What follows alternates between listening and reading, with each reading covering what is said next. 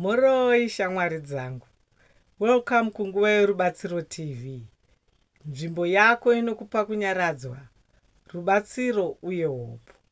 Nhasi tichataura nezvekupembera small successes uye nzira dzinokubatsira kuzviremekedza, kuvaka chivimbo uye kuona kukura kwako. Gara zvakanaka, bata moyo uye tichatanga rwendo rwedu. Shamwari dzangu, dzimwe nguva upenyu hunoita sekuti unokundikana nekuti haugoni kuona zvavawe kuita zvishoma nezvishoma.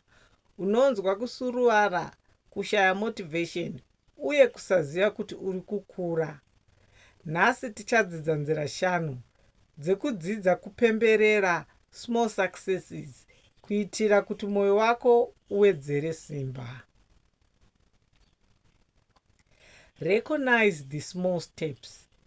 Chekutanga, dzidza kuona zvishoma zvaunoita mazuva ese. Making your bed. Kusiya mazuva akaoma uchiri kurwa kana kungomuka wakapfeka smile. Kuzviona izvi zvinovaka pfungwa yekuti uri kufambira mberi pasina kushushikana nezvihombe. Keep a small wins journal. Nyora pasi small wins dzako dzekuday kana dzewiki. Zvinogona kunge zviri simple. Ndakaita zvandanga ndichitya, ndakadzora stress. Paunonyora, unobatsira brain yako kuona kukura kwako. Reward yourself in small ways. Kana waita chimwe chinhu good, itira moyo wako reward. Maybe tea time, walk, music kana rest. Small rewards dzinotiudza kuti basa redu rinorehwa uye rinoonekwa. Practice speaking kindly to yourself. Paunenge wafambira mberi, kunyangwe zvishoma, taura nemwoyo wako zvakanaka. Ndiri kuita zvangu, ndiri kukura.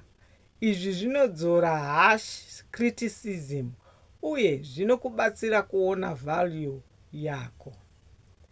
Share wins with a safe person. Kugovera small wins nemunhu anokutsigira kunokupa encouragement. Kana ukagara wakavanzira, unodzikisa kukura kwako. Kugovera kunovaka confidence and joy. Shamwari dzangu, idzi ndidzo nzira 5 dzekudzidza kupemberera small successes muupenyu hwako. Gara wakasimba, tsigisa hana yako, uye ramba uchiona kukura kwako. Nguva yako yerubatsiro yasvika. Ndokutendai nokuteerera nguva yerubatsiro TV. Subscribe kuti uwane guidance, motivation uye real life solutions. Nguva dzose, gara wakasimba uye rangarira kukura kunotanga nezvishoma.